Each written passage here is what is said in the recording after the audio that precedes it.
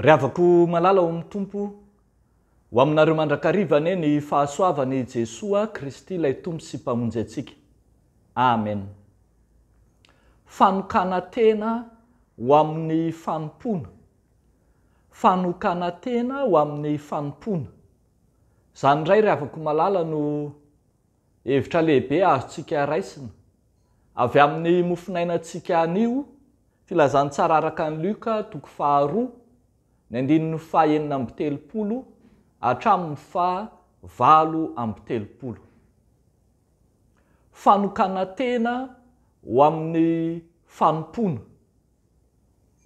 Tamin'ny andron'ny Jesoa Kristy, noho ny izay heverina fa fahavoazana goavana sy ny sesisesy tamin'ny jiosy, dia misy ireo antsoina hoe mpivavaka marina izay niandry ny fampanantenana nataon'Andriamanitra ny amin'ny hanavotana ny Israely hiala eo ambany vahoan'ny fangejany fanjakana Romanina.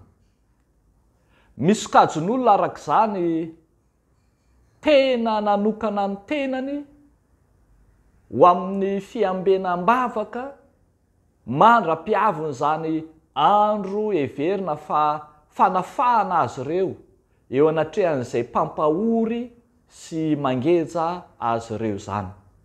Isan'izany ohatra raha ny tantarain'ny soratra masina, isan'izany ohatra i Simeona lay voambary eo amin'ny 5:20 hoe indro nisy lehilahy atao hoe Simeona tao Jerosalema, ary marina sady mpivavaka tsara zany lehilahy zany, ka niandry ny fampiononan'ny Israely.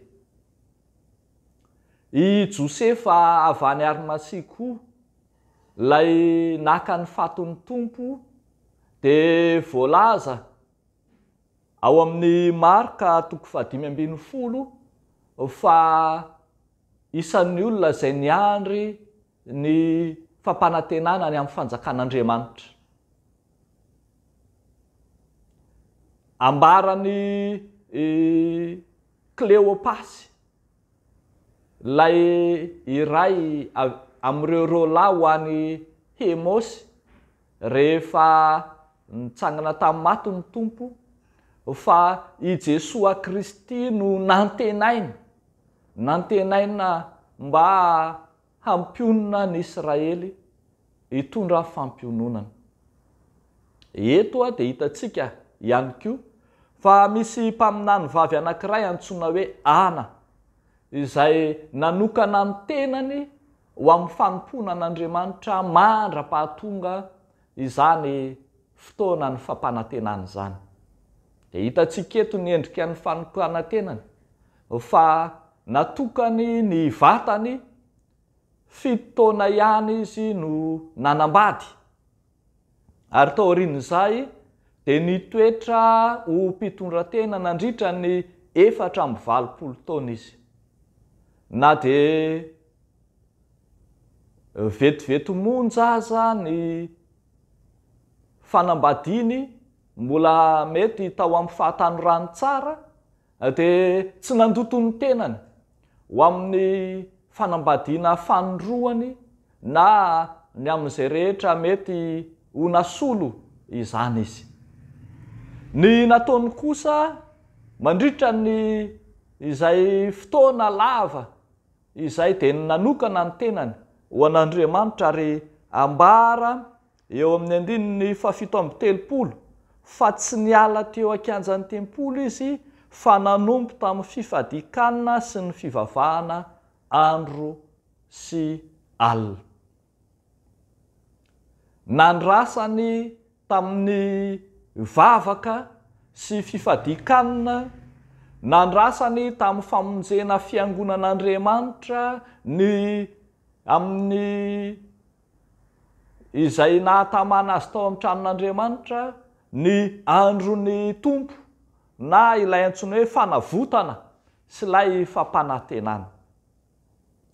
Heverina riavako malala fa tsy ampy ny mivavaka indray mandeha monja ho amin'ny zavatra izay tiana andrasana amin'Andriamanitra fa dia fiambenam-bavaka andro aman'alina no tanterahany. Dia hitantsika eto fa nandany ny androny tamin'ny fiambenana izy tao an-tranon'Andriamanitra tamin'ny vavaka sy fifadikany. Vokany nahita fifaliana ka nideran'Andriamanitra izy rehefa indro Jesoa Kristy natolotra tao amin'ny tempoly. Ary zany nambara ny 9:7 hoe ary no niditra tamin'izany oro zany izy, ambara zany fa ny fanolorana an Jesoa tao amin'ny tempoly izay tantaraina eo ambony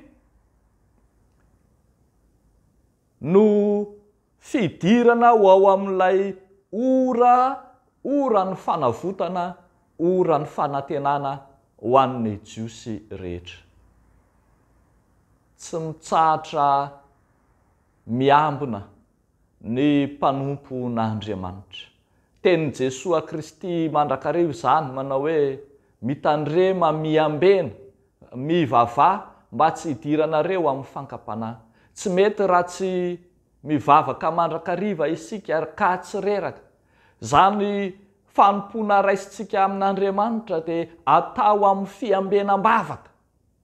Arao vavaka ny fanompona an'Andriamanitra ary aoka tsy ho mora leo amin'ny fivavahana amin'Andriamanitra isika. Ka na dia hoentintsika mbavaka isan'andro aza, mandra-pahatonga ny fotoana dia tsy hampaninona antsika izany. Izany mihitsy aza no takin'ny soratra masina mba hahatonga antsika anana zany fanahin'ny fivavahana izany. Zava-dehibe ry havako malala ny ananantsika ny toeram-panomanana masera eo anivon'ny fiangonana FJKM. Ny antsona azy ireo moa zany dia hoe ao anatin'ny fiainam-bavaka, satria tena sokajon'olona manokana ny fiainany ho amin'izany vavaka izany, ka ny androm-piainany manontolo dia feno vavaka. Ny masera FJKM no isan'ny vondron'olona anankiray ato anatin'ny fiangonana mitondram-bavaka tsy tapaka ny fiainan'ny fiangonana sy ny vahoaka kristianina rehetra ao aminy.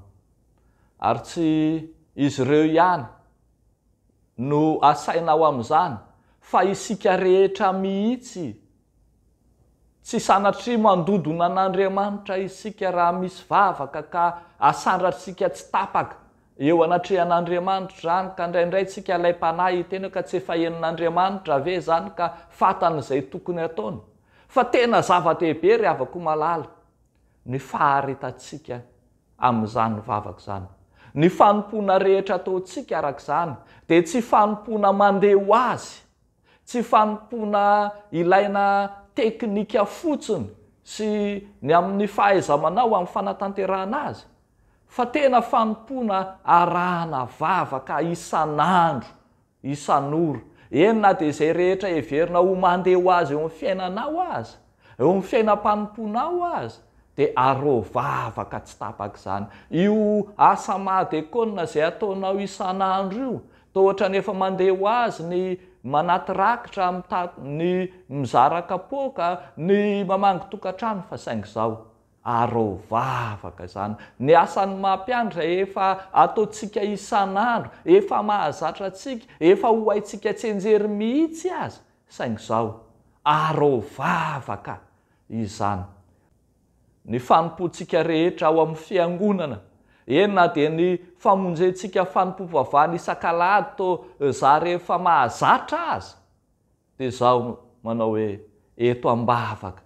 Eto am-bavaka ny famonjenao fivorian'ny mpino, ny fanatanterahana azy, ny fandraisanao anjara amin'izany, eto am-bavaka mba tsy ho fahazarana fotsiny aminao zany, fa hanavaozana ny fiainam-panahinao, andraisanao hery hifandraisanao amin'Andriamanitra.